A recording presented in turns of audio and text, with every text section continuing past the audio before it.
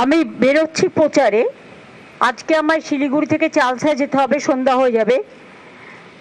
তারপরে আমি ওখানে একটা কমিউনিটির সাথে মিট করব। কালকে আমার প্রোগ্রাম আছে ময়নাগুড়িতে, ফার্স্ট প্রোগ্রাম জলপাইগুড়ি। তারপরে আমি যাব ময়নাগুড়ির পর ডাবগ্রাম ফুলবাড়ি, তারপরে আমি যাব মাটিগাড়া, তারপরে শিলিগুড়িতে কাল থাকবো। পরশুদিন আমরা অন্ডালে আসব। অন্ডালে এসে আমরা পাণ্ডবেশ্বর আসানসোলের এবং দুবরাজপুর বীরভূমে প্রোগ্রাম করব। করে অন্ডালে ফিরে এসে ওই দিনটা আমায় কলকাতায় ফিরতে হবে, কারণ আমার কিছু কাজ আছে। তারপরের দিনই আমি আবার ফিরে যাব বিকেলে। আমি আপনাদের একটি কথা বলার জন্য এসেছি, এই ইলেকশন কমিশন যে নিরপেক্ষ নয়, আমি তার একটা প্রমাণ আপনাদের দেখাতে চাই। ইলেকশন কমিশনের নোটিফিকেশনে বিজেপির ভোটের চিহ্ন, সিম্বল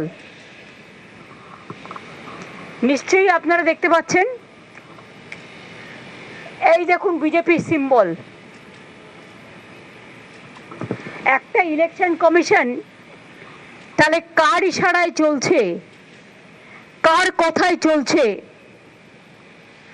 নন্দীগ্রামের বিডিও চলে আসছে ভবানীপুরে, কারণ গদ্দারের নিজের লোক বলে ৭৩ জন রিটার্নিং অফিসারকে কালকে চেঞ্জ করা হয়েছে।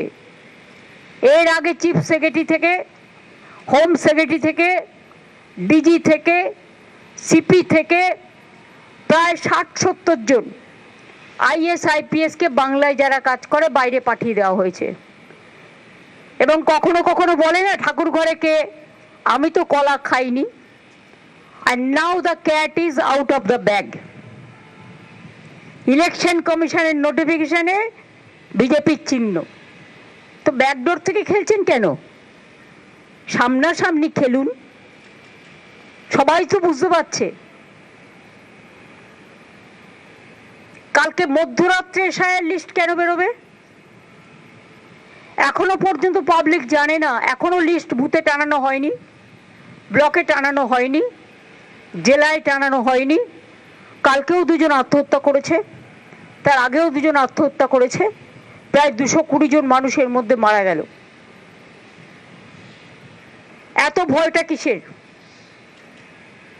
আর যেটুকু নাম উঠেছে সেটাও মনে রাখবেন আমার কোর্টে কেস করার জন্য। লিস্টটা বের করতে ভয় কেন? নিশ্চয়ই তার মধ্যে স্বচ্ছতা নেই ইলেকশন কমিশনের। স্বচ্ছতা থাকলে এতদিন লাগে একটা, জাজেরা তো অনেক দিন আগেই করে দিয়েছে। তাহলে আপনারা কেন আরো 6 দিন টাইম নিলেন, 7 দিন টাইম নিলেন? আরো কি কি বাদ দিয়েছেন? একতরফা কি কোনো পলিটিক্যাল পার্টির নাম ঢুকিয়েছেন? সেটা পুরো লিস্ট বেরোলে তবেই বুঝতে পারবো। আমরা দাবি করছি বিজেপি ভ্যানিশ যে পলিটিক্যাল পার্টি, তারা মানুষের গণতান্ত্রিক অধিকার কেড়ে নিতে চায় এবং এটা তার সবচেয়ে প্রমাণ। It is not for Kerala, এখানে লেখা আছে কিন্তু ওপরে অল স্টেটস অ্যান্ড ইউটিজ। মানেটা কি? ক্লারিক্যাল মিস্টেক বললে হয়ে যাবে? হ্যাঁ, এটা ক্লারিক্যাল মিস্টেক না, এটা political intention, deliberate attempt, and cat is out of the bag. Now I will request all the political parties together, let us fight against the one-sided dictatorship, autocracy and one political party ruled government and their agencies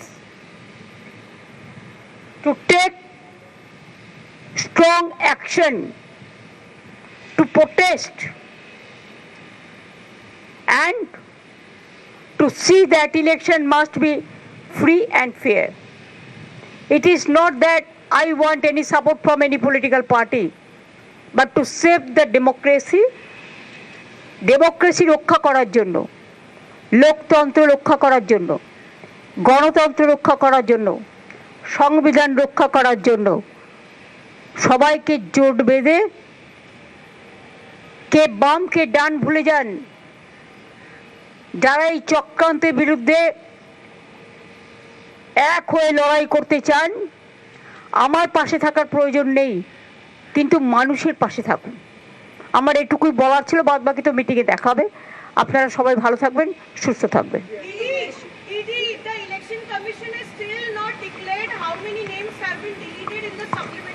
That's why it is my question, why they are so afraid and scared. I have got the information when I will be reaching at Siliguri, then only they will announce the list. I do not know what is the political vendetta, why they are cheating the people, why they are misleading the people.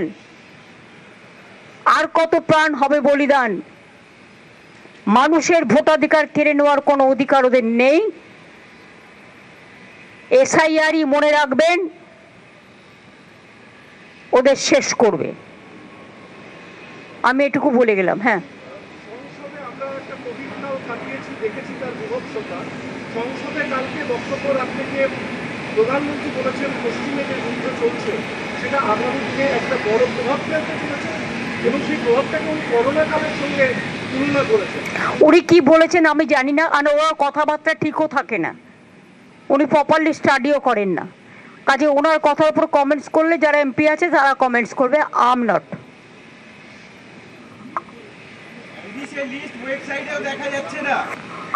তাহলে কার দোষ? সেটা আপনারা কেন মিডিয়ারা বলছেন না?